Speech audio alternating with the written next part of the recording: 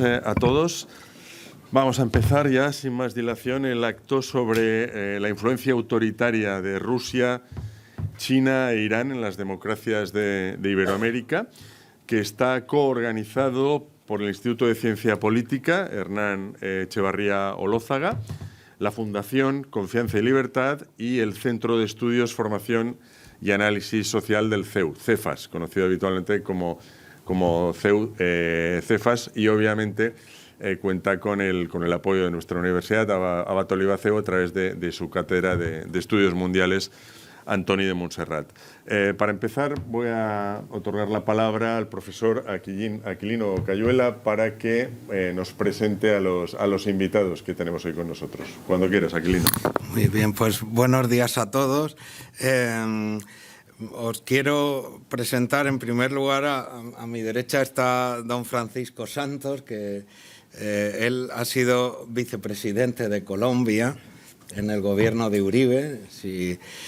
Luego un primo suyo fue presidente también de Colombia y ha sido embajador en Washington, en Estados Unidos, durante muchos años. Es además un gran especialista en política internacional y un gran especialista en toda la influencia que China en estos últimos años ha ido generando a lo largo y ancho del mundo, especialmente las relaciones con Hispanoamérica, ¿no? Él será nuestro ponente principal. Luego, a mi izquierda, está Carlos Augusto Chacón. Él es abogado, licenciado por la Universidad Autónoma de Bucaramanga, Colombia, máster en Seguridad y Defensa Nacional por la Escuela Superior de Guerra, además de otro máster en Estudios Políticos e Internacionales, Ciencias Políticas y Relaciones Internacionales por la Universidad de Rosario, en Colombia.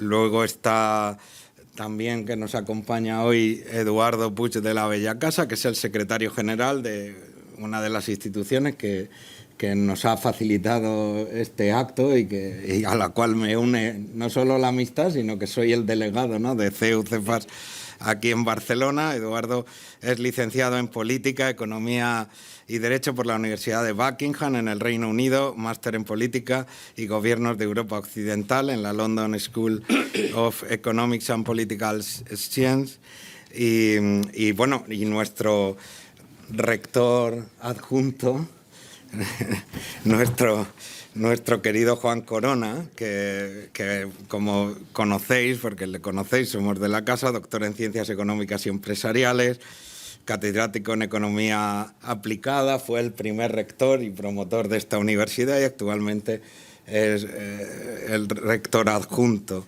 Y a mí ya me conocéis, yo no me voy a presentar, muchos sois alumnos míos, no hace falta que ya diga más. Y sin más, le voy a dar la palabra al señor don Francisco Santos.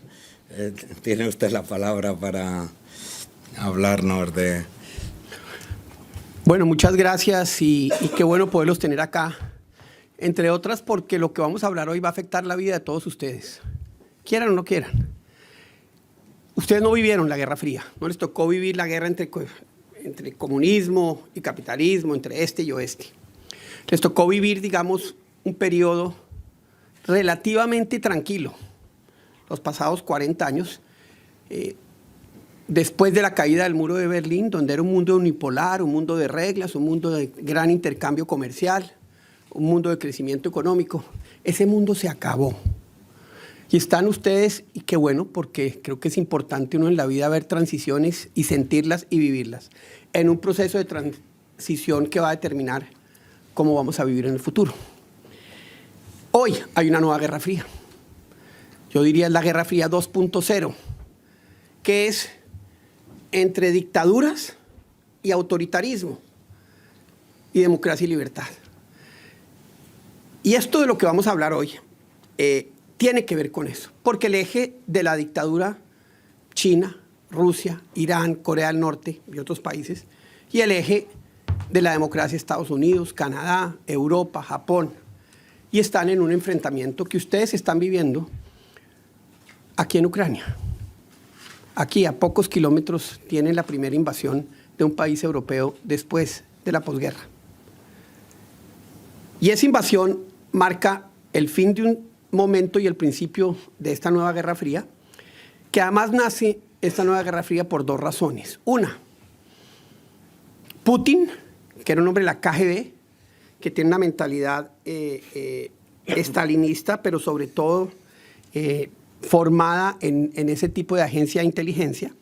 En el 2008 se toma Georgia, un pedazo de Georgia, y nadie dijo nada. En el 2015 se toma Crimea y nadie dice nada. Poquito, algo dijeron y algo hicieron. Entonces él dijo, yo puedo ir por más. Y cuando Estados Unidos sale de Afganistán corriendo, en una demostración de debilidad, dice, ahora sí, y se toma Ucrania. El segundo gran elemento de de este eje autoritario es China. Y China durante muchos años actuó de una manera, digamos, suave. Empezó a crecer desde que muere Mao, cambia China y abren la economía. No es una economía de mercado, abren la economía, crecen. En América Latina pasan de cero a ser hoy el país número 1 en balanza comercial con todos los países de América Latina menos 3, Colombia, México, y México por obvias razones, por Estados Unidos y Paraguay. Paraguay no reconoce a China. Y con la llegada de Xi Jinping cambian todas esas cosas. Xi Jinping acaba con los límites políticos que habían impuesto antes Deng Xiaoping, etcétera, es decir, solo se puede gobernar durante 8 años. Él ya dijo, no, yo gobierno hasta cuando quiera. Una acumulación de poder brutal, 1, y 2, una mirada muy imperial al mundo, que es la que ha tenido China toda su historia, una mirada mucho más agresiva de confrontación y una pelea de espacios muy grande que ustedes van a tener que vivir. Seguramente todas esas cosas chinas que compraban antes tan baratas no les van a acabar llegando en poco tiempo, como uno de los efectos que esto va a tener, que esperamos no sea nada peor. Entonces, les voy a contar algunas cositas de lo que hace China en América Latina, lo que hace Rusia y lo que hace Irán. Este es un ejemplo de corrupción, porque China no es un país que haga negocios de manera transparente en nuestra región. El entonces presidente de Ecuador, Rafael Correa, un dictador, un hombre que no muy transparente, está hoy acusado, le entregó $700 millones a una empresa china para que construyera la represa Codocodo Sinclair. Iba a resolver todos los problemas de energía del Ecuador. Ecuador hace unos pocos meses tenía 14 horas de racionamiento diario. Luego no se cumplió eso. Esta represa acabó costando $3.000 millones. Y esta represa en su cuarto de máquinas tiene 6.000 fracturas. Y los ecuatorianos no la han recibido y dicen, por Dios, arreglen. Claro, yo se la arreglo, pero me pagan. O sea, más plata. Así operan. Y ejemplos como esos hay los que ustedes quieran. Y si ustedes entran a investigar China en América Latina, encuentran los casos de corrupción iguales. A Venezuela le prestaron $60.000 millones, que todo el mundo dice es que se los prestan así. No, les prestan más caro y los aprietan para cobrarles. De esos $20.000 millones eran para reparar el sistema energético. Se robaron toda la plata las empresas chinas y los venezolanos. Y hoy Venezuela tiene apagones prácticamente en todo el país durante 6, 8, una cantidad de horas. China empieza además también a presionar a los países. Y les doy aquí 2 ejemplos importantes. 1, China pesca donde le da la gana. Sus barcos, que además no es un barco, cuando ellos llegan cientos de barcos, apagan los transponders y arrasan. Los pillaron pescando en Galápagos y los ecuatorianos mandaron unas chalupas, era la verdad. Así les oiga, ustedes están en zona protegida. Esto es contado por un funcionario del gobierno ecuatoriano. Llegan y los llaman y dicen, oiga, o podemos pescar o ustedes no nos van a poder exportar los 1.500 millones de dólares de camarón que ustedes producen. Bueno, pesquen, destruyan. Eso pasa en Argentina, eso ha pasado en Uruguay, eso ha pasado en todas partes. Y al otro año, después de dejarlos pescar, les pusieron trabas para la exportación con problemas fitosanitarios. O sea, ven, yo te hago pagar de todas maneras. Eso que dice el comunicado es Guatemala. Guatemala felicitó al presidente de Taiwán por haber sido electo. Al otro día, las empresas comercializadoras de macadamia le cancelaron un pedido de 80 millones de dólares de macadamia para China.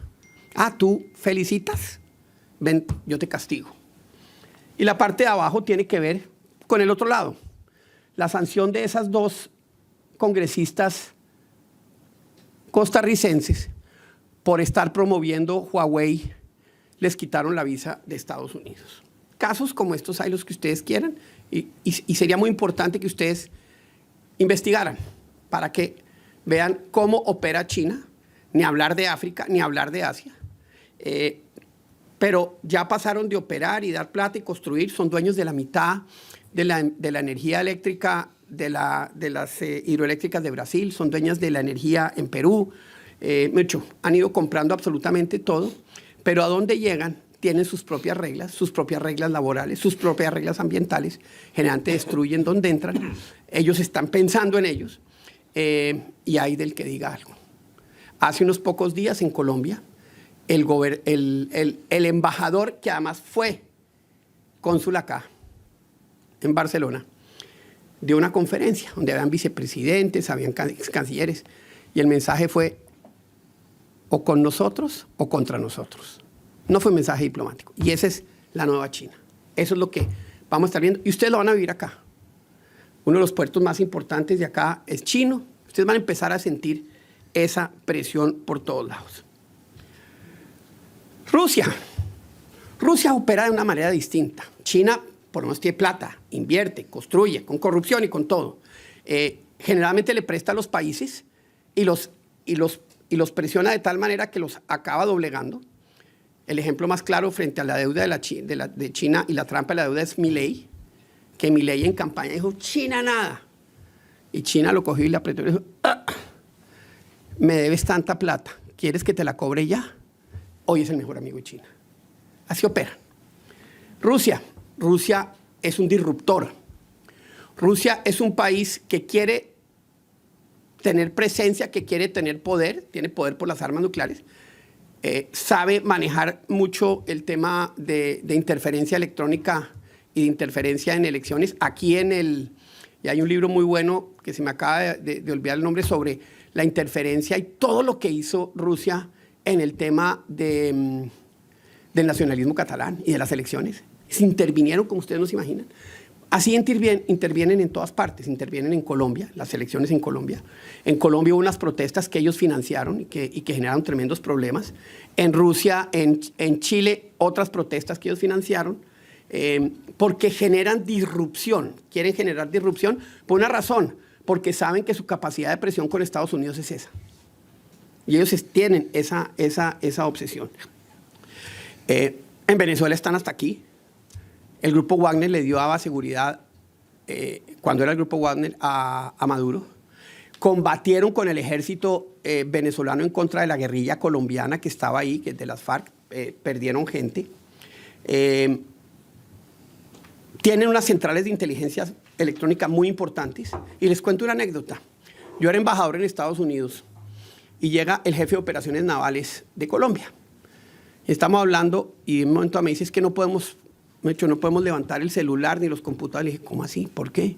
Porque nos tienen totalmente intervenidos y nos siguen cada movimiento los venezolanos. Y yo, si Venezuela no tiene esa capacidad, ¿cómo así?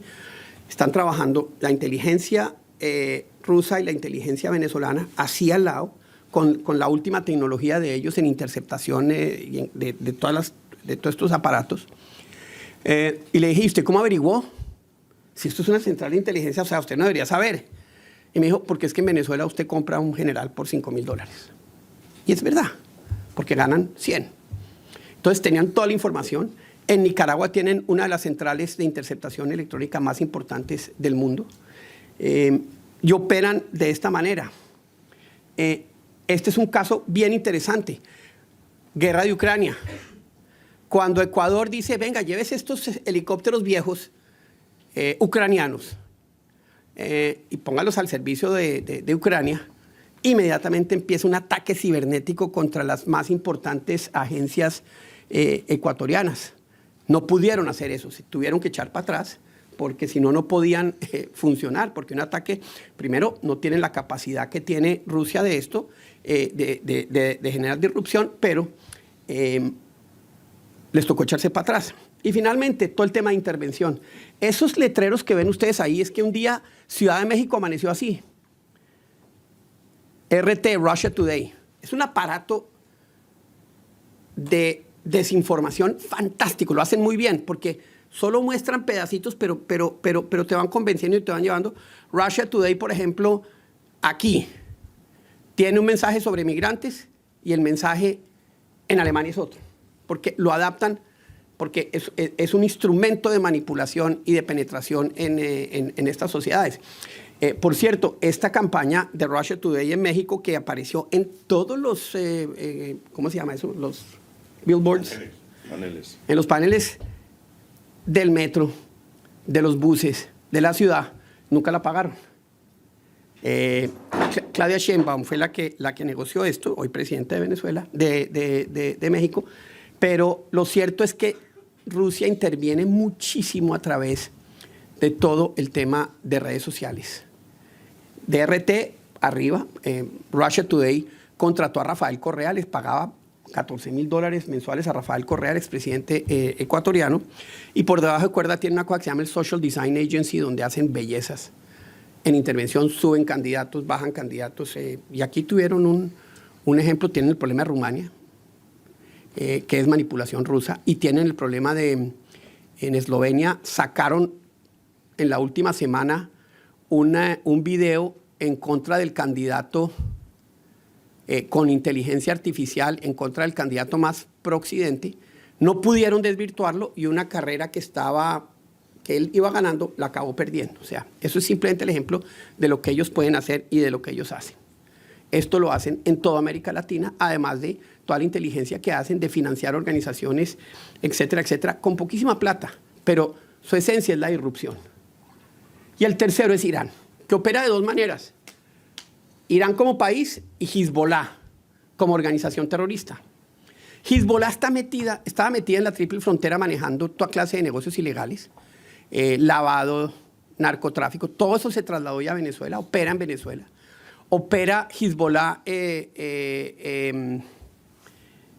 oro ilegal en Colombia, Perú, Ecuador, Brasil y Venezuela. Opera producción de narcotráfico, no producción, está muy metidos en el tema de narcotráfico en Bolivia. En muchas partes lo que hacen es que trabajan con comunidad libanesa y el que está mal lo cogen. Y a partir de ahí montan células. El año pasado en Brasil y en Perú pararon 2 atentados de células de Hezbollah contra objetivos israelíes. O sea, los pueden ir subiendo y van creando ese mecanismo. Toda la plata la mandan al Líbano y la mandan a Israel porque ahí también está Hamas. Cuando yo era embajador, hablé con el embajador americano y le dije, oiga, mire lo que está pasando, mire toda la plata que está saliendo de América Latina hacia allá. Me dijo, no le importó.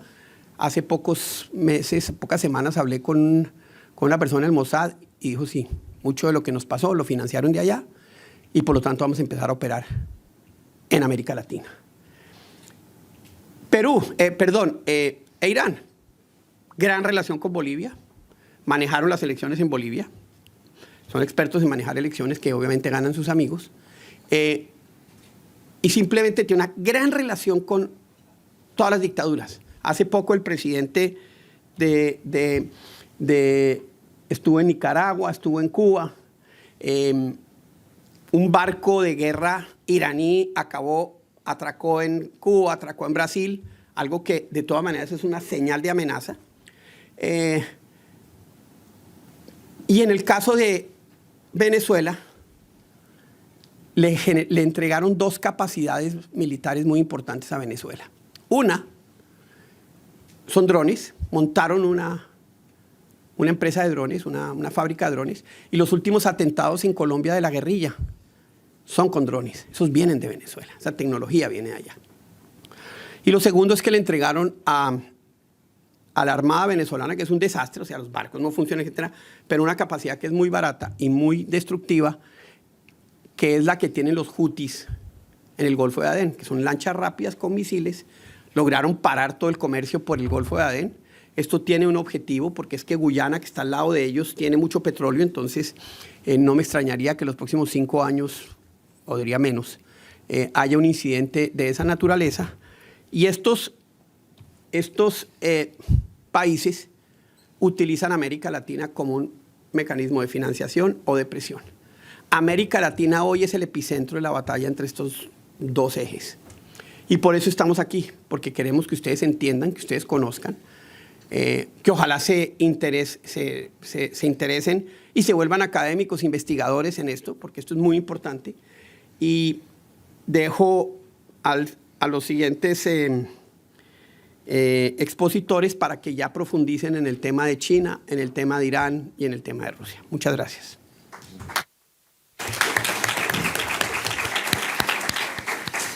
Muchísimas gracias, don Francisco. La verdad es que es un lujo tener hoy, ¿no?, poder escuchar a alguien que ha sido actor en primera línea de la política internacional, porque él hasta 2010 fue vicepresidente de Colombia, pero hasta 2020 ha sido embajador en Estados Unidos, con lo cual ha sido un actor importante, ¿no?, para ilustrarnos. De hecho, estáis viendo, hace 2 semanas aproximadamente tuvimos otra actividad de CEFAS sobre el terrorismo, que también pudisteis ver en primera línea, ¿no?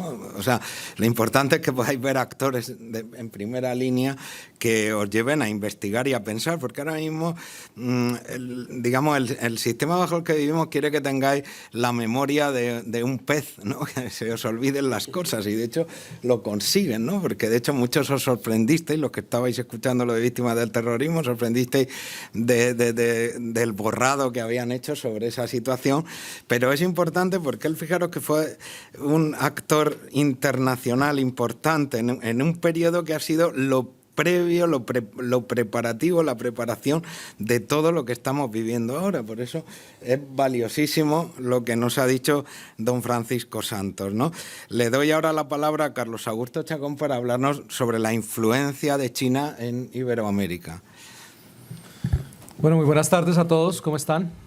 Quiero agradecer mucho a la universidad por acogernos. Mi nombre es Carlos Augusto Chacón, yo soy el director ejecutivo del Instituto de Ciencia Política Hernán Echavarría Lózaga, que es un think tank. Nosotros incidimos políticamente en defensa de la libertad económica y la democracia liberal en 3 temas: económicos, políticos y de seguridad y defensa. Y por eso, desde el año 2020, cuando yo era el director académico, creamos un Policy Lab en seguridad y defensa. Porque una de las cosas que llaman más la atención de Iberoamérica es que muy poco o casi nada hemos desarrollado una cultura de defensa. De ahí que en las últimas décadas estos 3 regímenes que acaba de explicar muy bien el vicepresidente Santos, pues han tenido una penetración tan grande en la región sin que casi nada hubiera pasado. Es sorprendente cuando uno ve que el comercio ilícito es controlado, en el caso de la Triple Frontera, por un grupo como Hezbollah, o que Hezbollah tenga presencia en Colombia, en Argentina, en Venezuela, en el Caribe. Y en el caso de China es también muy particular. ¿Ustedes estudian relaciones internacionales? Sí, muchos estudian relaciones internacionales. Han escuchado, me imagino yo, a George Kennan. ¿Saben quién es George Kennan? Guerra Fría, contención. Y Kennan decía una cosa que es muy cierta, y es que pensar o aspirar a un sistema internacional perfecto o pacífico es imposible. Eso no va a suceder. Desafortunadamente, después de la Guerra Fría, lo que se pensó era que si se expandía el modelo democrático y había comercio, pues básicamente los países que no eran democráticos iban a optar por la democracia. Creo que eso fue un error. Decía Fukuyama, el fin de los tiempos. Pues no fue el fin de los tiempos, como en muchas otras cosas que se ha equivocado el señor Fukuyama. Pero déjenme hablarles de China. Una de las cosas que llaman particularmente la atención es la poca información que hay sobre China, la poca transparencia que hay. Y en el caso de Iberoamérica, quiero empezar con algunas reflexiones muy importantes. Los tomadores de decisión y los académicos y los medios suelen matizar el riesgo que implica China. Con esto no quiero decir que los países no deberían tener relaciones con China. Claro que deben tener relaciones con China, deben tener relaciones con todo el mundo, por supuesto. Pero la diferencia está en el tipo de relaciones que un país establece con otro país o grupo de países. Puede ser perfectamente de interdependencia, es decir, donde las relaciones son de suma positiva, especialmente eso se da en un marco de libre comercio y en un marco de unas reglas establecidas donde se respetan, entre otras cosas, la soberanía nacional, las fronteras, la independencia, en la toma de decisiones políticas internas, pero también la toma de decisiones en escenarios multilaterales. O está la dependencia. Y eso depende en gran medida del tipo de reglas de juego que tienen los países en su interior para poder contar con las capacidades institucionales para evitar volverse dependientes de otros países. En el caso de China hay unas premisas que es importante tener en cuenta y tener presente cuando se analiza China. La primera es que en China no existe tal cosa como empresas privadas. Eso no existe, es una ficción. Si bien existen empresas estatales y otras que parecerían empresas privadas, en realidad son empresas que son controladas por el Estado, es decir, es un corporativismo de Estado. Todas las empresas tienen una célula del Partido Comunista en su interior, incluidas empresas famosas como Huawei. Tienen células del Partido Comunista que controlan el proceso de toma de decisiones. Son empresas que reciben apalancamiento financiero de bancos estatales chinos y que en su gran mayoría le deben al Estado chino gran parte de su capital. Por lo tanto, el proceso de toma de decisiones pues, no es el mismo de una empresa privada normal. Existe un concepto estratégico muy importante que ustedes deberían estudiarlo a profundidad. En el caso de Iberoamérica, y hablo por mi país en Colombia, es lamentable que los académicos que se hacen llamar expertos en China obvian todas estas cosas. El concepto de la fusión cívico-militar. Hay un concepto estratégico que rige el país en toda su estructura política, en su estrategia interna de seguridad y en su estrategia de proyección internacional, y es la fusión cívico-militar. ¿Y por qué esto es tan importante? Porque la legislación en China, en el caso, por ejemplo, de inteligencia y en el caso de defensa nacional, establece que las empresas, todas las empresas y las personas tienen la obligación de dar acceso a la infraestructura. Entonces, si ustedes tienen redes móviles 5G chinas, alegando razones de seguridad nacional, China le puede pedir a las empresas un acceso a la información que está en la nube, en los servidores, es decir, a los datos. Imagínense ustedes poner en manos de uno de los principales agentes de espionaje empresarial del mundo, que es China, toda la información de la infraestructura tecnológica de las empresas. Lo segundo, la infraestructura de puertos. Hace poco en América Latina se celebraba con locura y entusiasmo el puerto de Chancay, como una gran obra y por fin nos vamos a conectar con el Pacífico. Bueno, la legislación china también dice que el Ejército Popular Chino puede hacer uso, entre otros, de infraestructura portuaria para desplegar tropa. Entonces están haciendo una operación de proyección de poder usando infraestructura civil. Eso sería inimaginable si habláramos de una empresa española que construye un puerto. Ustedes se imaginan el escándalo donde una empresa española que tenga un puerto en cualquier lugar de Iberoamérica tenga la posibilidad de desplegar sus tropas en esos puertos. Pues eso sería motivo de un escándalo. En el caso chino no, porque entre otras cosas, insisto, no se conoce la legislación, no se revisa la legislación. Hay que entender que estamos en un punto de inflexión geopolítico y hay que reconocer que estamos en un momento de competencia sistémica por recursos estratégicos, alimentos, energía y agua. Y muchos de esos recursos están en Iberoamérica. Y muchos de esos recursos hoy ya están en áreas con una fuerte influencia de la República Popular China. Lo segundo es la forma en que China ha utilizado, ha instrumentalizado de forma estratégica la cooperación y las inversiones. Ya lo contaba el vicepresidente Santos de manera muy rápida con el caso de Milei, pero no es lo único. Lo ha hecho en el mundo entero. Cuando Australia decidió salirse de la iniciativa Belt and Road, la franja y la ruta, los chinos inmediatamente al otro día decidieron prohibir exportaciones provenientes de Australia. Entonces, lo que ofrecen a Iberoamérica como una alternativa de cooperación e inversión y para el desarrollo termina siendo un mecanismo de presión política. De hecho, fíjense lo que pasó en medio de la pandemia, porque algunos se han preguntado por qué el COVID no se llama el virus de Wuhan. Normalmente un virus, por lo general, tiene el nombre del lugar donde surge. ¿Sí?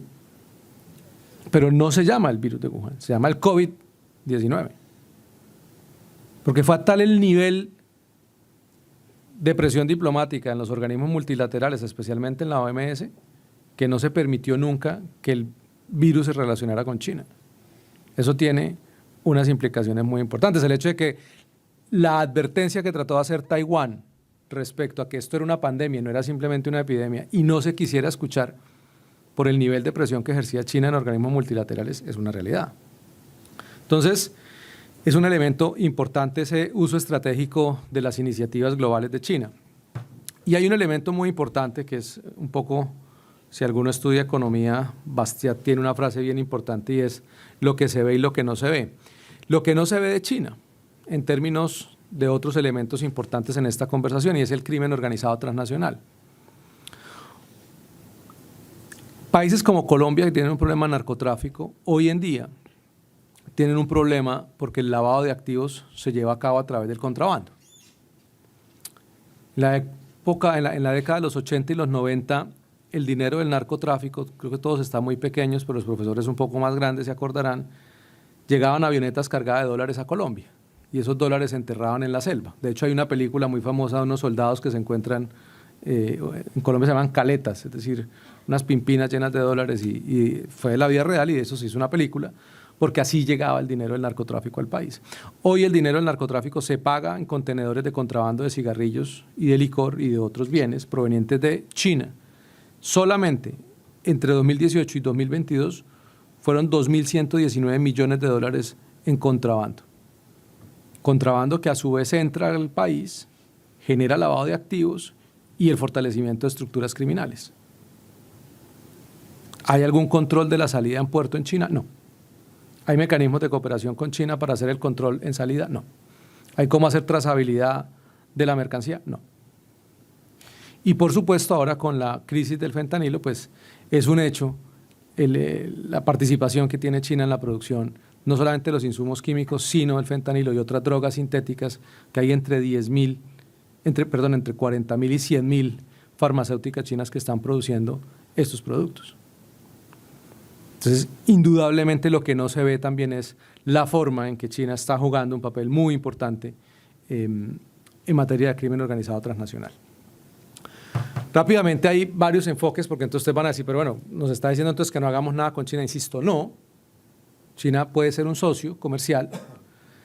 Todo depende del tipo de reglas de juego que se utilicen para relacionarse con China y del nivel de institucionalidad que se tenga.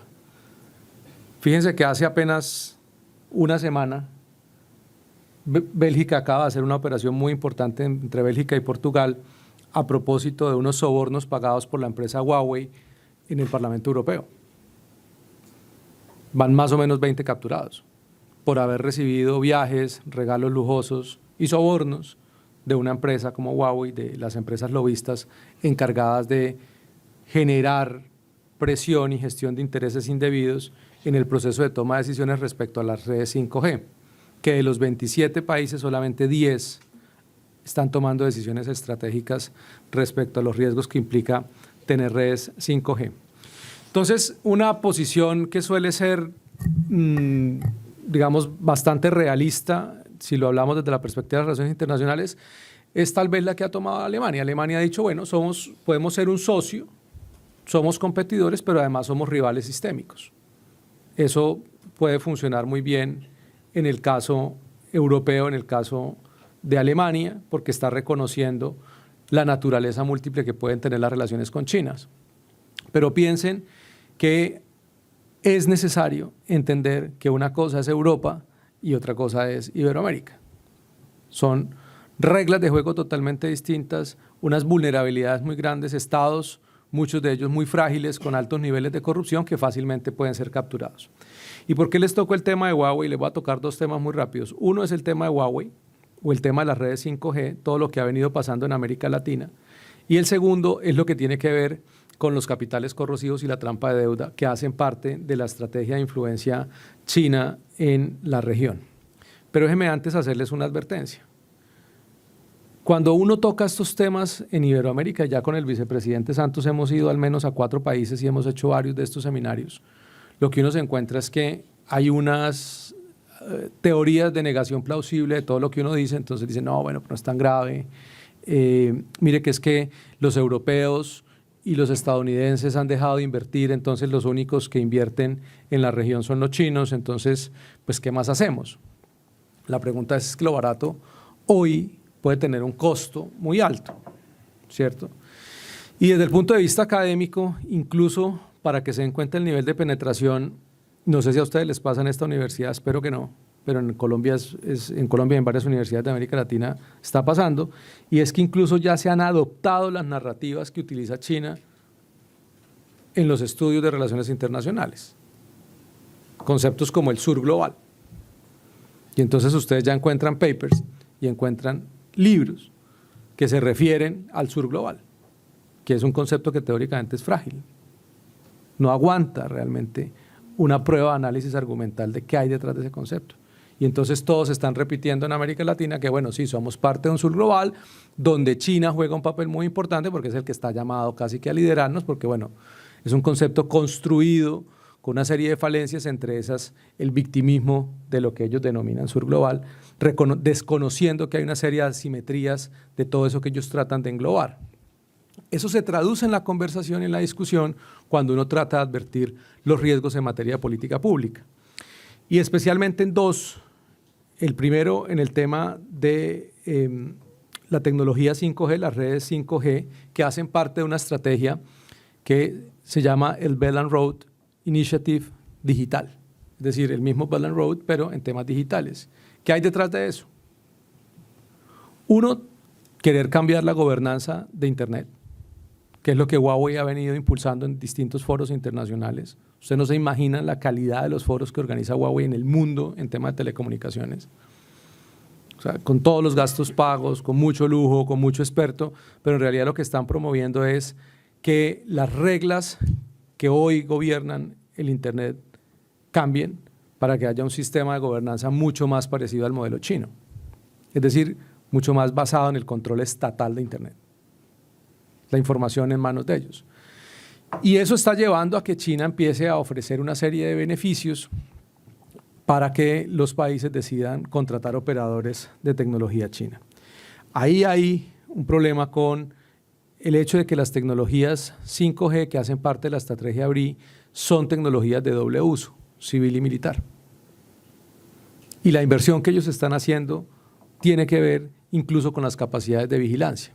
Argentina, por ejemplo, es uno de los países donde varias de las provincias argentinas ya han recibido y le están comprando a China o cuentan con tecnología china de reconocimiento facial, que son unos protocolos bastante cuestionables si ustedes lo piensan, porque no hay unos mecanismos de transparencia y de control sobre ello.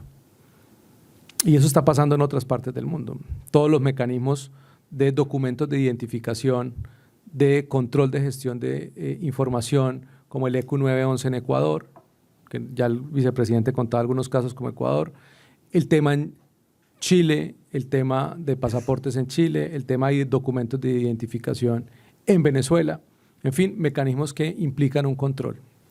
Y en la tecnología 5G, esos riesgos de esa infraestructura ya están determinados por lo que ha pasado en otras partes del mundo.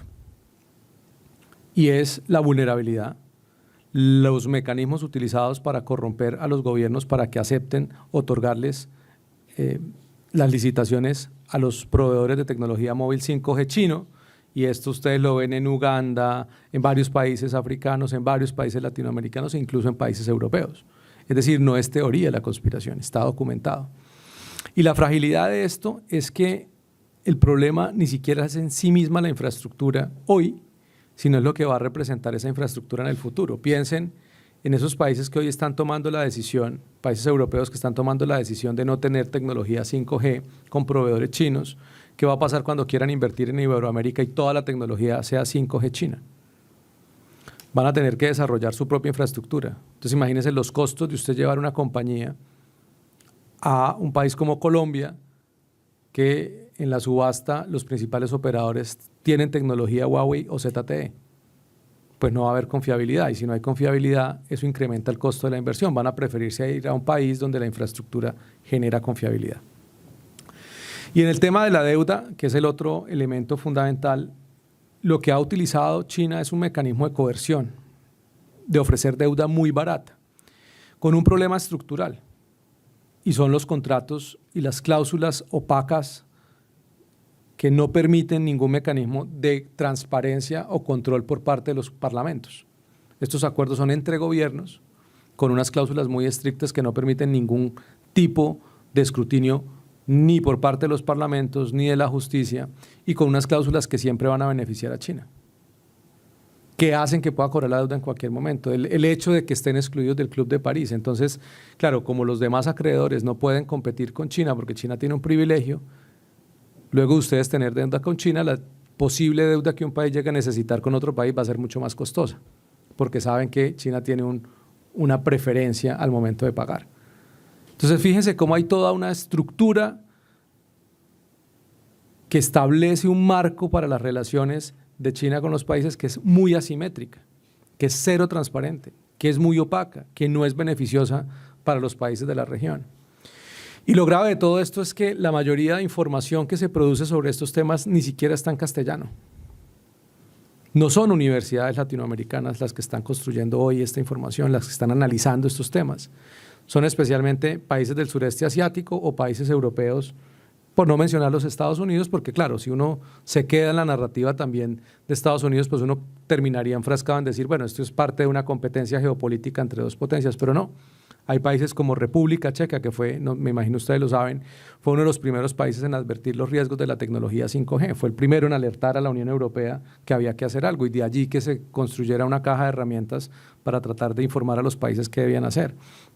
Los australianos, que tienen mucha experiencia en esto, pero varios países del Indo-Pacífico son los que hoy están contando cuáles son los problemas. En Indonesia también hay un ministro que está siendo juzgado por corrupción por haber recibido sobornos de Huawei. Y el problema es que en Iberoamérica nada de esto se habla. Con decirles que la noticia sobre los eurodiputados que recibieron, las personas del Parlamento Europeo que recibieron o que presuntamente recibieron sobornos de Huawei ni siquiera ha sido noticia en los países de Iberoamérica, que pasa totalmente desapercibido.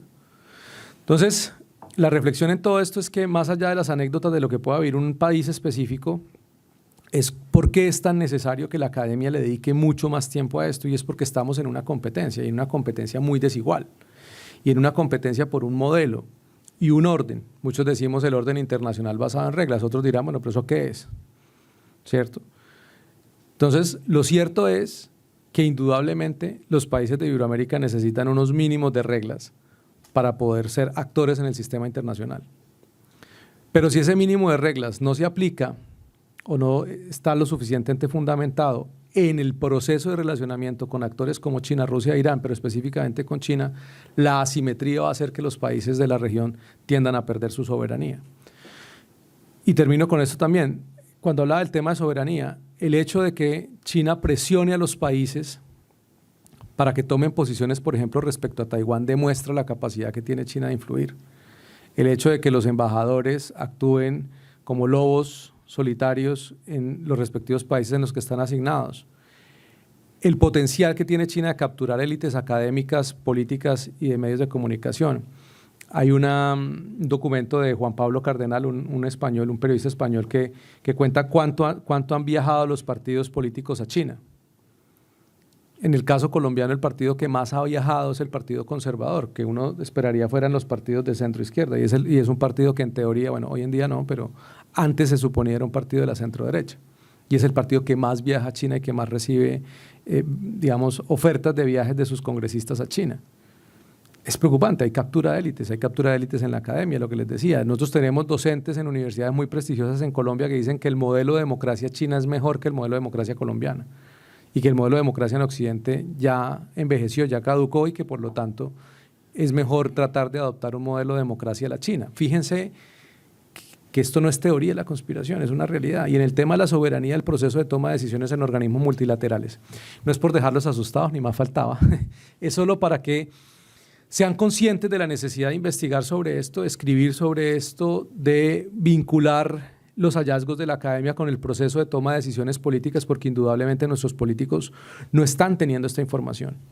El hecho de que haya tantas vulnerabilidades en una región con reglas de juego tan frágiles hace que seamos el doble de vulnerables de lo que pueden ser países como los de la Unión Europea, que de por sí ya son vulnerables y han estado tomando decisiones en los últimos años para cambiar esa realidad.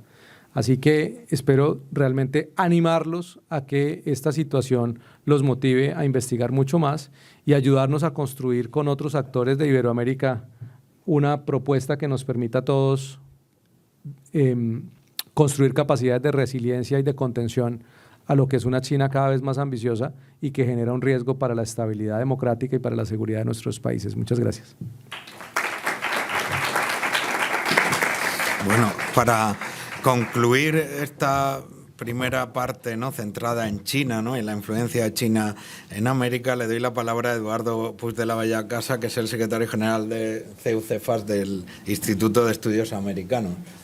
Adelante. Muchas gracias a la universidad y muchas gracias a Juan y Aquilino por haber organizado este seminario, que espero que sea interesante para vosotros. Bueno, yo quería empezar diciendo que hace 2 años dentro de CEU-CEFAS nos planteamos, al mirar a Iberoamérica, veíamos que la importancia de la Unión Europea y de Estados Unidos había decaído enormemente y que la potencia que iba surgiendo como una potencia nueva en la región era China. Y es por esa razón que hicimos un informe sobre la influencia de China en Iberoamérica. Y este informe lo que quería era mirar a la influencia de China desde distintas perspectivas, ¿no? Desde una perspectiva económica, financiera y de inversiones, pero también de una perspectiva sociocultural, de cómo influían China en los medios de comunicación en Iberoamérica y, por último, desde una perspectiva geoestratégica y política, para tener, por así decirlo, una imagen completa de en qué grado la influencia había aumentado tan enormemente de China. Hay que acordarse que en los años 90 y principios del siglo XXI, uno de los países y de los mayores inversores que había en Iberoamérica era España. A raíz de la internacionalización de muchas empresas españolas, España tenía un peso específico muy grande en Iberoamérica, tanto a nivel económico como a nivel político, con algunos de los presidentes del gobierno, como pudo ser Felipe González o José María Aznar, después, que teníamos una presencia muy grande en Iberoamérica. A partir de 2005-2006, la presencia española empieza a decaer. No quiere decir que no sigan existiendo empresas españolas en Iberoamérica. Está el Banco Santander, está Telefónica, está el Banco de Bilbao, Vizcaya, Argentaria. Hay muchas empresas españolas, pero su presencia ha decaído muchísimo. Y ese vacío de España y también de la Unión Europea lo ha ido llenando China. Ese vacío también surge de la relación de Iberoamérica con Estados Unidos. Estados Unidos, probablemente anteriormente a España, pero principalmente en los años 60, 70, 80, era el gran actor en Iberoamérica y, de hecho, podía incluso cambiar gobiernos en la región. Estados Unidos se va apartando de Iberoamérica. Estados Unidos empieza un proceso de, por así decirlo, de inclusión hacia adentro, hacia Estados Unidos, y que hoy en día ya es es muy evidente y deja de tener un protagonismo en la región. Probablemente eso cambia a partir de ahora, puesto que se han dado cuenta que han perdido totalmente o en gran parte su influencia en muchos países de Iberoamérica y que esa influencia la ha ganado China. En el plano económico no voy a incidir mucho porque ya se ha hablado. China es el primero o segundo país socio comercial de la mayoría de los países de Iberoamérica. Y esto lo ha conseguido en las últimas 2 décadas. Antes no era así. Muchas veces cuando hablas con gente de Iberoamérica te dice, bueno, pero es que es un socio magnífico porque nos compra nuestros productos. China en el fondo es una gran fábrica. Es una gran fábrica que necesita muchas materias primas para realizar sus productos. Iberoamérica es el gran proveedor, junto con África, de estas materias primas. Y lo que hace es vender las materias primas. China le añade tecnología y las fabrica y se las vuelve a vender. Esto hace que el déficit comercial el que tiene Iberoamérica con China es del 1,2% del PIB de Iberoamérica.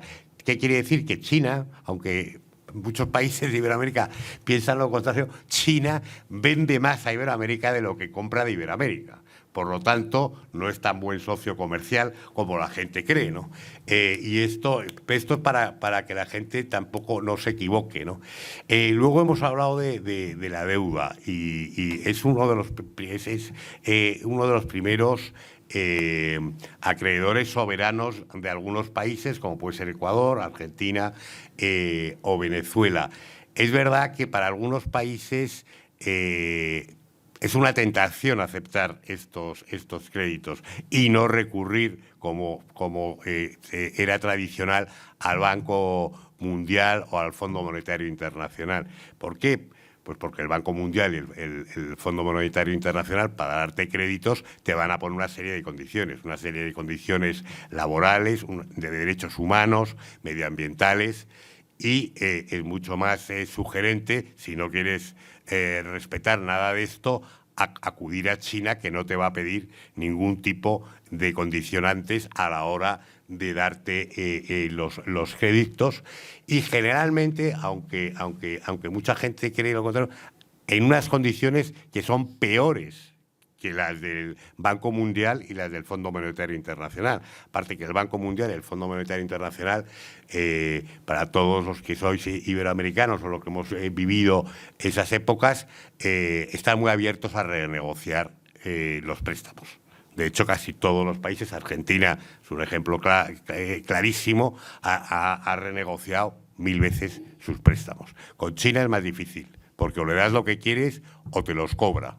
Te los cobra o bien en materias primas o te los cobra en dinero contante y sonante y muchas veces en dólares. Con lo cual, repagar esos préstamos no es fácil. Ahora me voy a centrar en un tema que yo creo que es importante que conozcáis, que es cómo influye China en otros aspectos. Me voy a abordar en la parte sociocultural. Durante el siglo XIX hay una gran emigración china a Iberoamérica.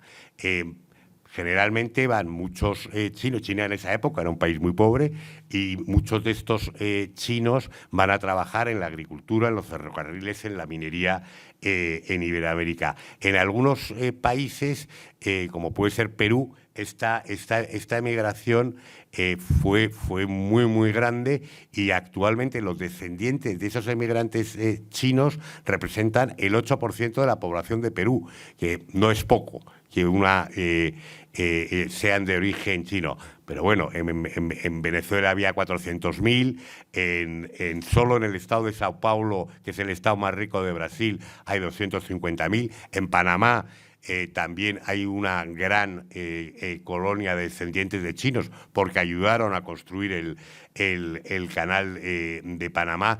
Esto hace que para China entrar en muchos de estos países sea fácil, porque hay una población de origen chino que en muchos casos habla mandarín y por lo tanto les pueden facilitar y abrir las puertas en el tema de negocios o en el tema político, etcétera, etcétera. Además, estas poblaciones chinas en la mayoría de los países fueron muy emprendedoras y montaron empresas y han sido bastante exitosas, con lo cual eso les ha abierto, ha sido muy fácil para China entrar en estos países, aunque parezca mentira y todo el mundo crea que es más fácil, por ejemplo, para un país como España. China no tiene grandes dificultades en entrar en los países de Iberoamérica. Mucho más complicado para Estados Unidos o algunos países de la Unión Europea que no hablan la lengua.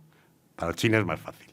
Y luego China ha influido también en estos países a través de lo que se llaman, lo que ellos tienen, que son los institutos Confucio.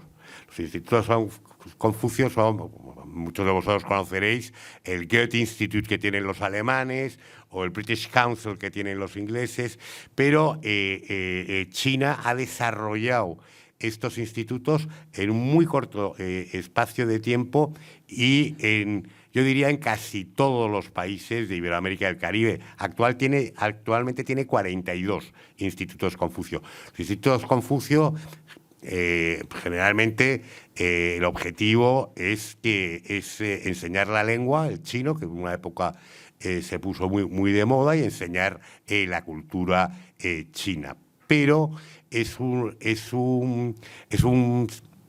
institución, es un mecanismo que utilizan ellos también para endoctrinar y para enseñar las virtudes de lo que es China, ¿no? Y de cómo ha prosperado económica y tecnológicamente, pero obviamente obviando que es una dictadura controlada por el Partido Comunista Chino.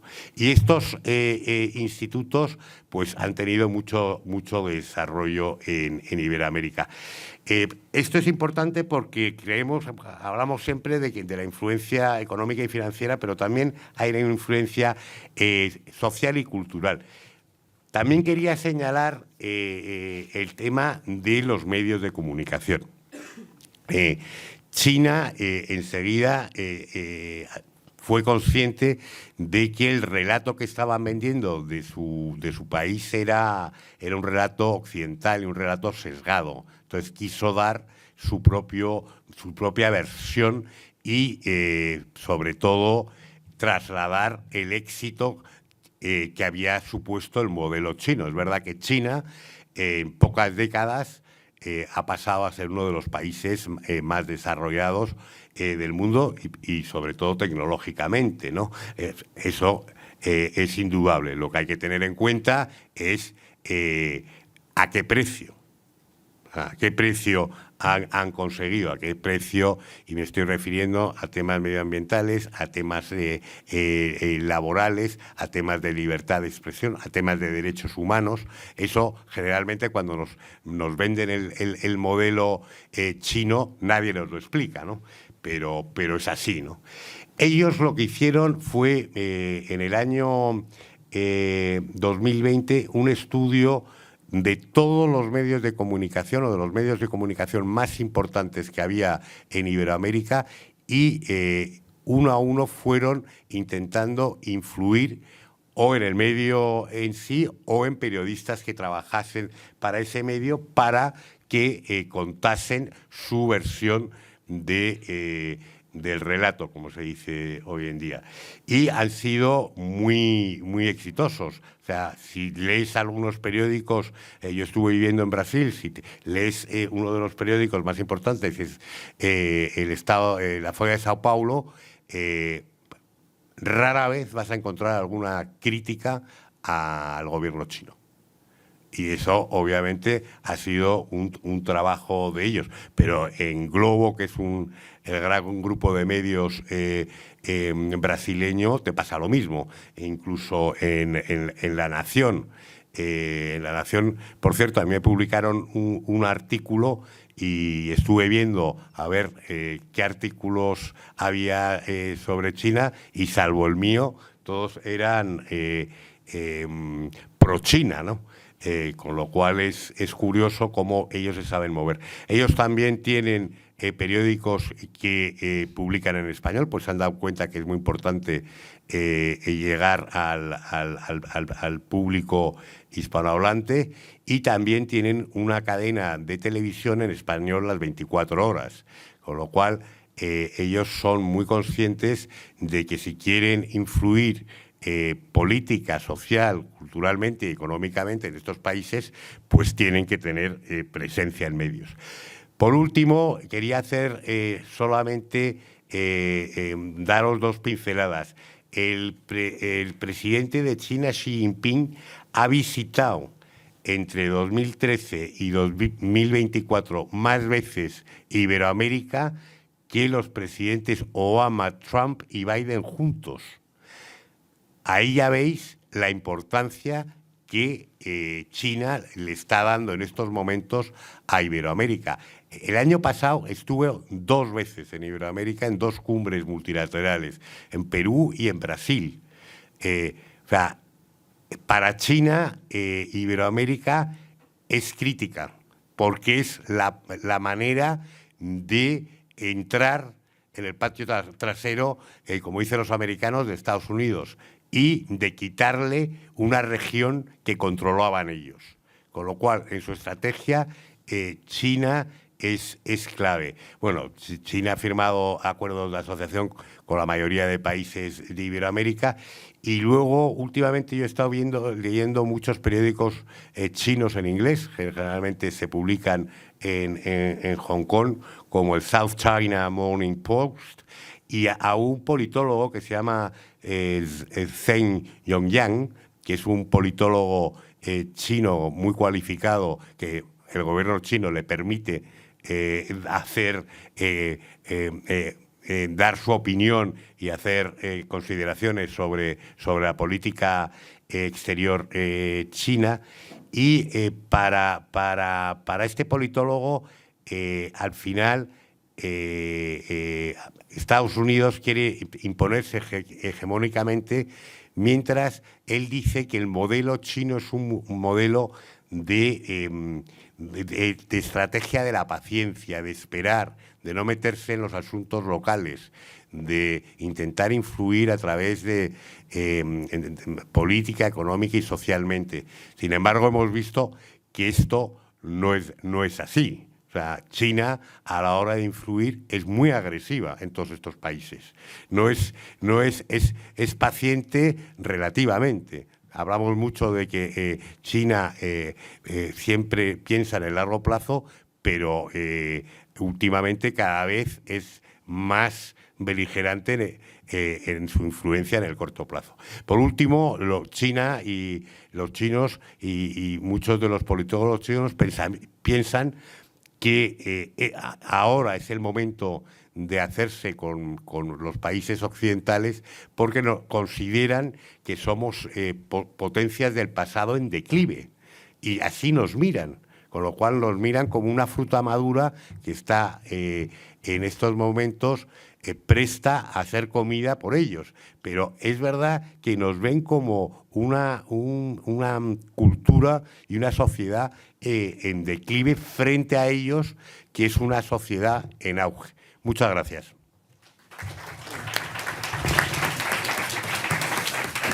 Muchísimas gracias, Eduardo. Respecto al informe al que ha hecho alusión Eduardo, aquí hay unos pocos ejemplares, por si a alguno le puede interesar, o si hay pocos, pero si no me pedís, y yo creo que nos podéis facilitar algunos más. Se puede descargar desde la web de CEUCEFAS. Perfecto, no, muy bien, estupendo. Yo voy a cambiar el tercio y brevemente voy a hablar de la influencia de Irán, ya no tanto de China, sino de Irán en América Latina y en general. Yo creo que todos conocéis que en el último periodo, o sea, toda la guerra de Oriente Próximo, de Oriente Medio, de Israel con Hamas, fue una guerra que quien realmente estaba detrás, absolutamente detrás, o sea, el fautor de esa guerra desde el primer momento fue Irán.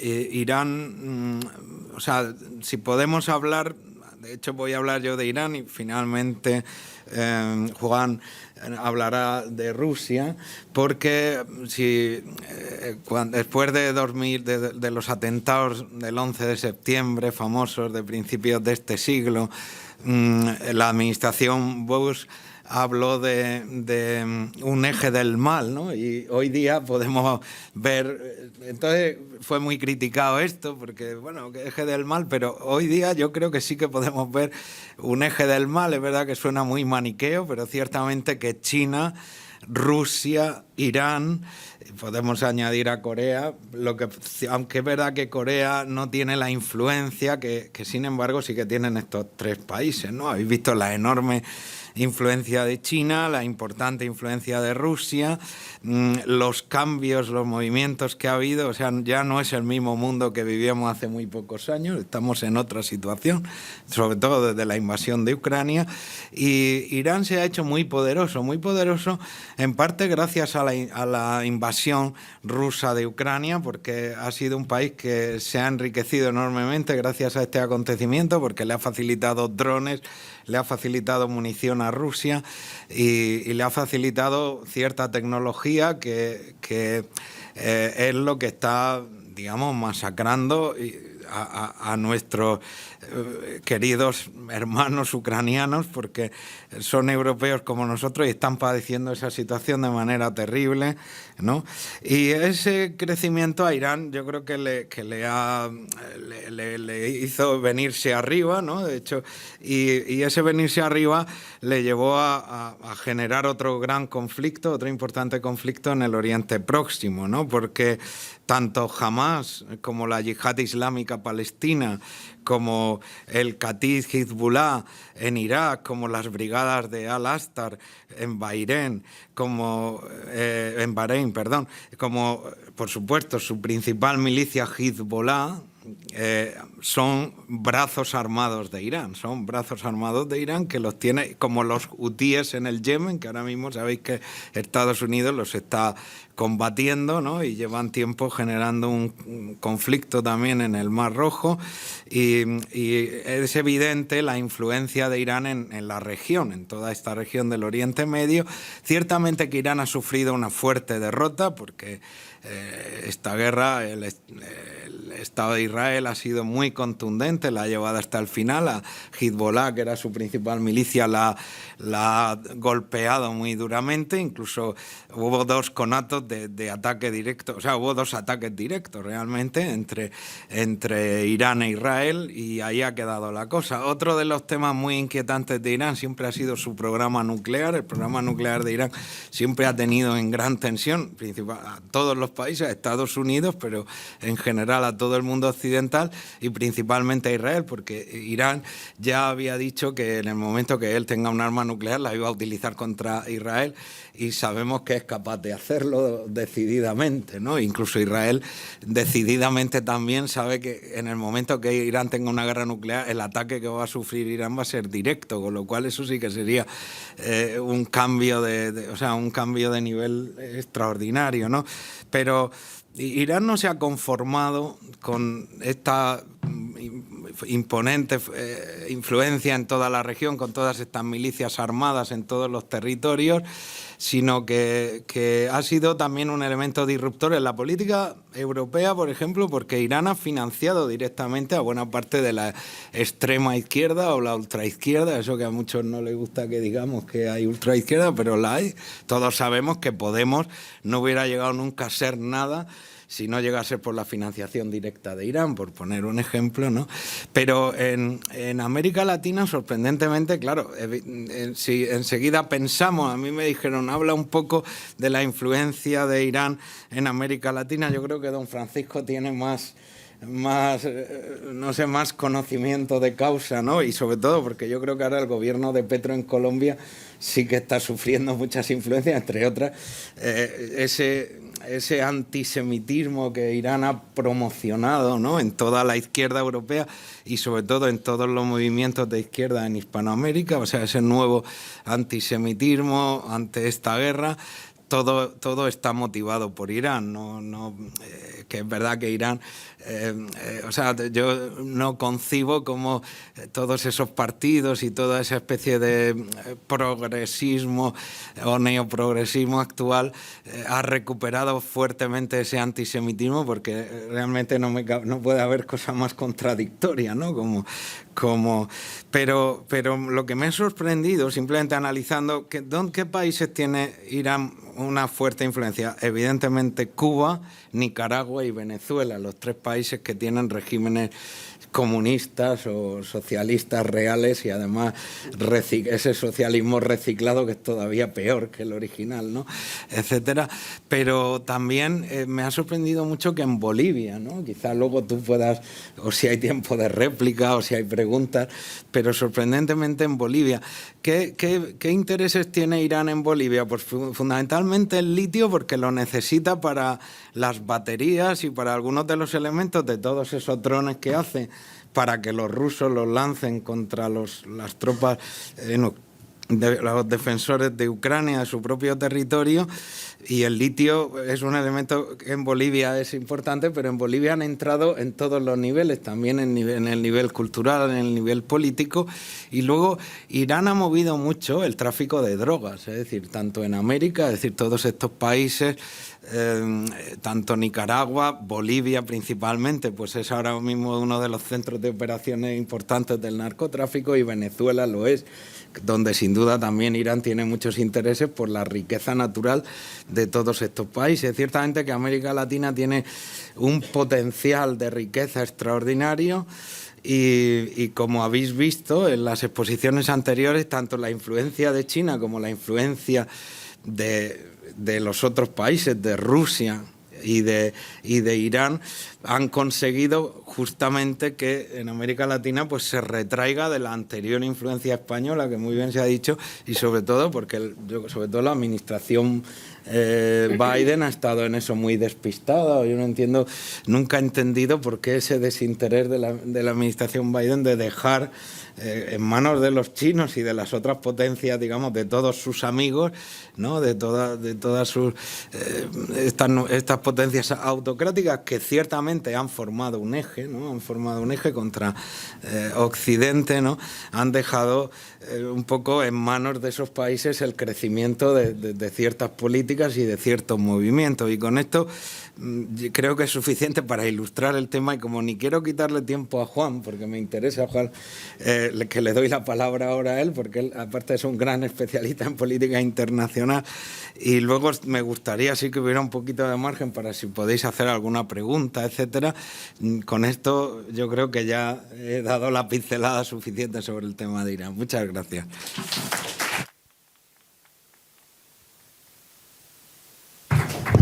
Muchas gracias, Aquilino. Voy a intentar también que haya algo de tiempo para preguntas, que siempre es interesante. O sea que voy a ser muy sintético. Todo se puede desarrollar más. Igual algún día lo hacemos en alguna de las clases que tenemos con varios de los aquí presentes, o algún seminario, pero hoy vamos a la parte sintética.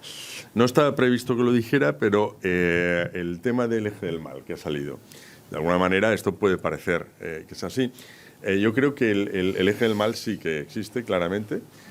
Otra cosa es que, gracias a Dios, no está organizado. Es decir, cada uno va a la suya.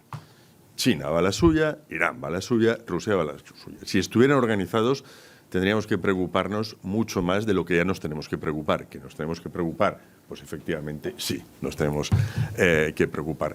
¿Por qué realmente existe este eje del mal?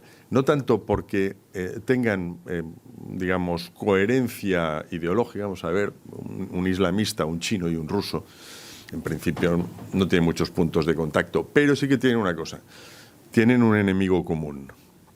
El enemigo común se llama Occidente, encabezado, por supuesto, por Estados Unidos de América, seguido de Europa y seguido de territorios que tradicionalmente han estado alineados con ellos, y Iberoamérica claramente es uno de ellos. ¿Cuál es la diferencia en cuanto a actuaciones? Que en Europa básicamente, como ha dicho Eduardo, piensan, vamos a ver, los europeos ya se autodestruyen solos. Es decir, en lugar de dedicarse, por ejemplo, a luchar contra nosotros, defensa, temas tecnológicos, informáticos y demás, pues con su historia de una sociedad subvencionada, subvencionamos todo, lo de aquí, lo de más allá, incluso a la gente que no sea europea, también subvencionamos a todo el mundo, no son importantes, estos ya se autocontrolan solos. Iberoamérica es diferente, ahí podemos controlar y además hay algo que en Europa no hay, que es recursos naturales. Y eso sí que les interesa mucho absolutamente a todos, fundamentalmente a los chinos, desde luego, fundamentalmente a los chinos, pero también a los demás. Entonces, hecho esta previa, vamos a entrar en el tema que me corresponde, que es Rusia y su influencia en Iberoamérica. Lo primero que tenemos que entender es cómo está Rusia, qué es Rusia y cómo está Rusia. Porque si hablamos de Rusia en la época de la Guerra Fría, a todos nos entraban escalofríos. Yo no lo viví porque era muy pequeño, pero bueno, buena parte de mi familia, lo explicaron luego, pasaron 13 días en octubre de 1962 al borde del ataque de nervios porque se intuía la Tercera Guerra Mundial y además guerra atómica. ¿Vale? Entonces, pues Rusia, de hecho, fijaos que los rusos ya eran buenos en la desinformación porque Estados Unidos pensaba que el arsenal ruso era más potente que el suyo. Y no era verdad, no solo era verdad, era mentira flagrante, pero lo pensaban.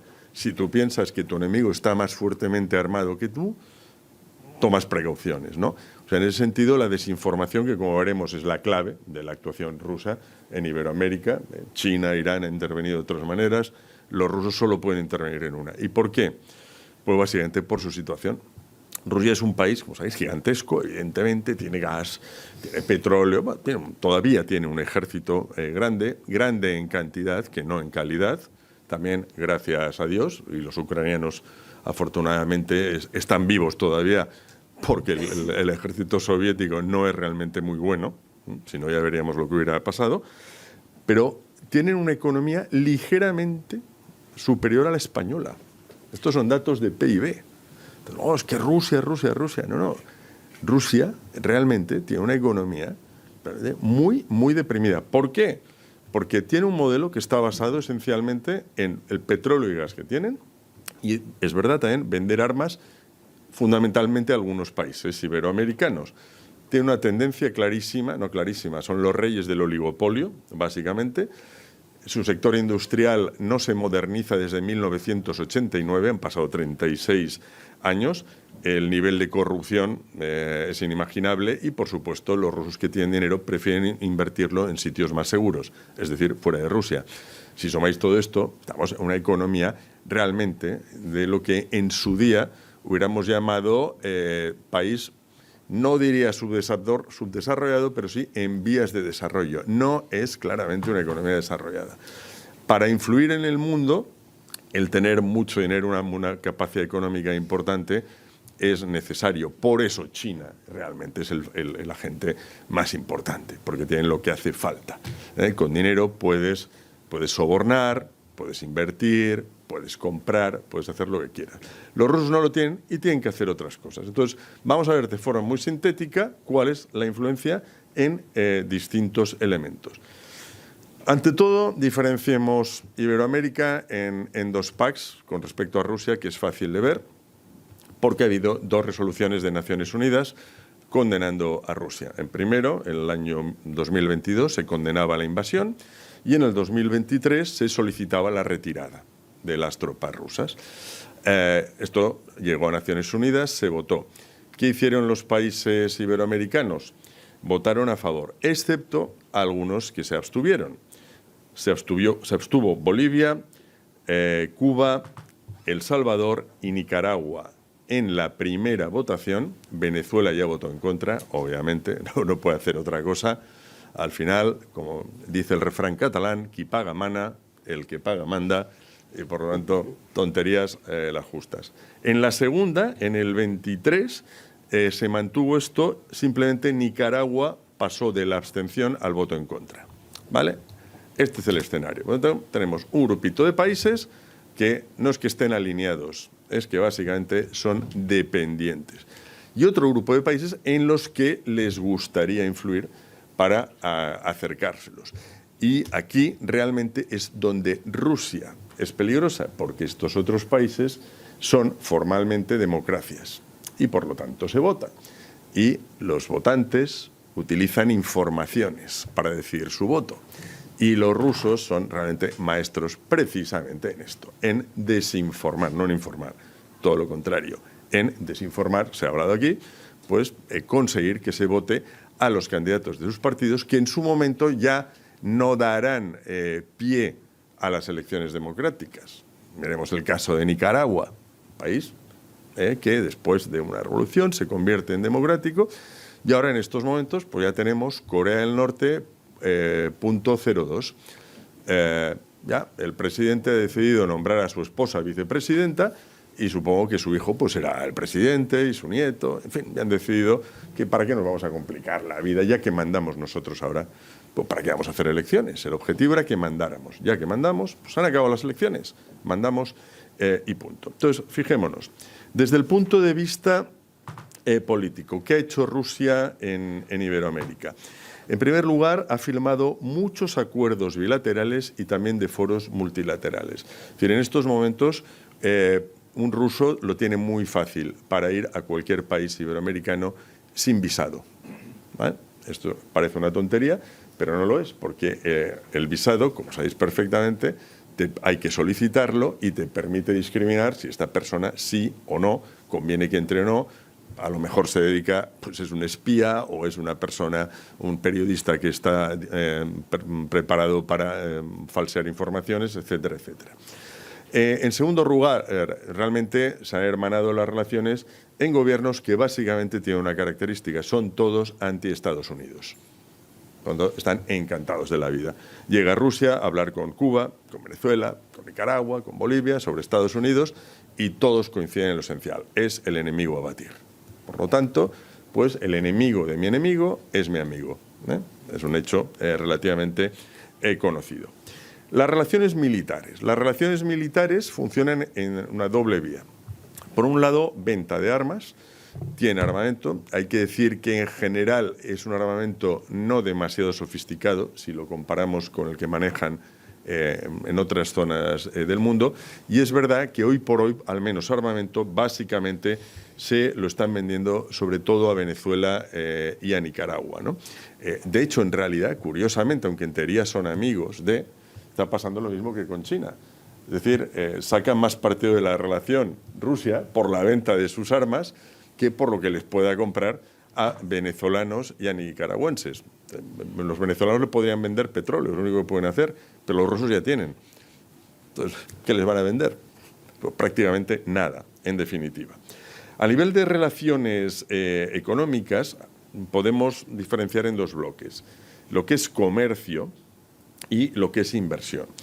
En comercio, obviamente, petróleo, gas, fertilizantes también, y algunas materias primas realmente las vende Rusia, Iberoamérica, y compra sobre todo materias primas.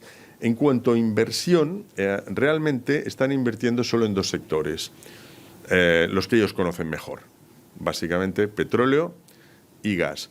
Pero atención, porque precisamente para preparar con mayor precisión la charla de hoy estuve mirando por ahí, y resulta que también están metidos en la construcción de plantas nucleares en Argentina, por ejemplo. No para crear bombas atómicas, para generar energía nuclear. Pero bueno, están ya entrando en la inversión, ayudando a construirlas y entrando en la inversión. Por lo tanto, intentan hacer lo que pueden. No hacen más porque, insisto, no tienen capacidad económica de hacer más. Hacen lo que pueden. ¿Qué hacen en el tema del soft power? En el soft power también hacen lo que pueden. Hacen daño, evidentemente, pero no tanto como pueden hacer, por ejemplo, pues chinos e iraníes. Están trabajando bastante el tema de cultura e idioma. Es verdad que no tiene el atractivo que puede tener pues, un instituto Confucio, porque al final el mandarín es la lengua más hablada del mundo. China es la primera potencia, de hecho, económica ya del mundo, y por lo tanto tiene un interés. Hablar ruso no tiene tanto interés, y mucho menos en países que estén tan alejados, pero están dando becas, haciendo intercambios de alumnos, etcétera, etcétera, y empezando a crear centros culturales. Donde sí están efectivamente muy activos, como ha dicho el vicepresidente Santos, es en el tema de medios de comunicación. El Russia Today, la versión española del Russia Today, es una de las principales fuentes de desinformación para la población en general y la base con la cual los partidos radicales de izquierda construyen sus discursos. Y en esto no hablo ya solo de Iberoamérica, sino hablo de la madre patria, exactamente igual. Y donde son evidentemente los maestros es en lo que ahora se llama, sabéis que siempre hemos dado algún término anglosajón, hemos hablado del hard power, el tema militar, relativo, soft power, y ahora vamos a hablar del sharp power, es decir, información y redes sociales. Ahí sí, ahí realmente son especialmente buenos. Fijaos que ya lo eran en el año 62, cuando ni siquiera había internet, ni móviles, ni redes de comunicación, ni nada que se pareciera. Ahora se han sofisticado mucho. Como sabéis, estas cuestiones dependen en buena medida de las matemáticas y si tenéis una cierta inquietud y analizáis los nombres de algunos de los mejores matemáticos del mundo de las últimas 4 o 5 décadas, muchos de ellos son rusos. Yo siempre sostengo la teoría que hay dos nacionalidades especialmente dotadas para la matemática. La India, los hindús, los indios de la India y los rusos. Los mejores matemáticos suelen salir de ahí. Ellos son verdaderamente muy buenos en esto. Han influido en cosas tan increíbles, pues como os he dicho, como las elecciones catalanas. Las elecciones catalanas. Imaginar si no les va a interesar influir en las elecciones de Colombia, de México, de Ecuador, de Argentina, de Chile. Claro que les interesa, pero muchísimo. Y diréis, ¿y qué sentido tiene? ¿Qué sentido tiene? O sea, ¿qué consiguen con ello? Pues básicamente desestabilizar. O sea, Rusia no tiene ningún interés económico específico, por ejemplo, en Cataluña. El objetivo es, desestabilizando Cataluña, desestabilizo España. España es uno de los 4 países más grandes de la Unión Europea. Desestabilizando España, desestabilizo la Unión Europea. La Unión Europea, digamos, es el segundo poder del mundo occidental después de Estados Unidos. Este es mi objetivo, básicamente. Entonces, no aportan nada, pero hacen un juego que, por otra parte, va muy bien para China e Irán. Va muy, muy bien. Pues no, este trabajo ya nos lo hacen ellos, que además son maestros en la materia. Entonces, la situación verdaderamente es, si no nos la tomamos en serio, es muy complicada. Porque pensar que las democracias liberales son muy endebles para luchar contra las autocracias. Las autocracias tienen un liderazgo clarísimo. O sea, nadie duda de quién manda en China, nadie duda de quién manda en Irán y nadie duda de quién manda en Rusia. ¿Quién manda, por ejemplo? Bueno, y ahora en Estados Unidos también nadie duda de quién manda. ¿Pero quién manda, por ejemplo, en un país europeo? Bueno, podemos decir, vale, pues el presidente de gobierno que hay ahora, pero es que a lo mejor el año que viene o dentro de 2 años será otro completamente distinto. Y sobre todo, cuando manda en función de que en cada votación acumule los votos suficientes en el Parlamento para aprobar una determinada ley. Y a veces lo consigue, como sabéis, y a veces no lo consigue. Y hay sorpresitas de vez en cuando en todo esto, ¿no? Por lo tanto, jugamos en contra. Jugamos en contra. Entonces, hay que defender al máximo, verdaderamente, estos regímenes, si se cree que merece la pena defenderlos, y para esto hay que luchar contra las injerencias, en este caso estamos hablando de Iberoamérica, que tienen estas 3 autocracias. Es muy difícil luchar contra los chinos porque, desgraciadamente, la mayoría de economías iberoamericanas no son muy fuertes. En particular, la capacidad para llevar a cabo inversiones complejas es muy limitada y si vienen los chinos con cantidades increíbles de dinero, es realmente muy difícil decirles que no. Luego, como ha dicho Eduardo y como ha dicho Carlos, se lo cobran. La trampa de la deuda es el gran invento de los chinos. Con esto están consiguiendo pues, bases, por ejemplo, en todo el mundo. La de Djibouti, sin ir más lejos, absolutamente estratégica para el Índico. Todo es trampa de la deuda. Es verdad que eso solo lo pueden hacer ellos. Irán y Rusia, como no tienen capacidad para dejar grandes cantidades de dinero, no pueden hacer nada más, pero hacen su trabajo. Y los rusos están totalmente centrados en esto. Se ha dicho, porque he leído bastantes artículos sobre el tema, incluso analistas geopolíticos serios latinoamericanos, no hay que preocuparse demasiado, porque además hay una gran distancia geográfica entre nuestro continente y China, Rusia e Irán, están muy, muy, muy lejos. Hay diferencias culturales, evidente, el tipo de cultura hispánica, ibérica, es muy diferente a la suya. Hay diferencias religiosas, en general los países iberoamericanos son bastante religiosos, muy practicantes, en concreto, además, católicos, y por lo tanto no hemos de preocuparnos. Esto al final no les interesa. Esto es una visión simple del entorno geopolítico. La geopolítica es mucho más compleja que todo esto. No vale, como decíamos hace un rato, mirar a ver qué pasa el día de mañana. Tienes que pensar en la década siguiente o hace 20 años. Lo que está pasando ahora, realmente, en el caso de Rusia hace menos, pero en el caso de China estaba planificado hace 30 o 40 años. Esa es la realidad. Entonces, quizás nosotros ahora en Europa vamos al día a día, vamos solventando los problemas a medida que aparecen. Iberoamérica va solventando los problemas a medida que van apareciendo, pero fijémonos que todas estas intervenciones realmente no tienen nada que ver con la cercanía o proximidad física. Y la que me toca a mí, la de Rusia, desde luego, nada. Un tema tecnológico y de información.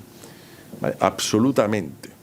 Son capaces de hackear cualquier cosa en cualquier momento. De hecho, ahora mismo igual está escuchándolo alguien, por allí, los sucesores de la KGB.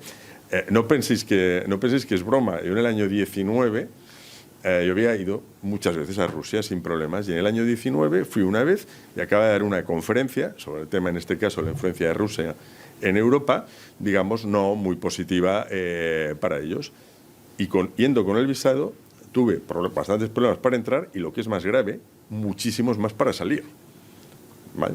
Con lo cual, no sé si me voy a plantear ir en breve a Rusia, y me voy a dedicar quizás a analizarlo un poquito más a distancia, para que la cosa no se compleje demasiado.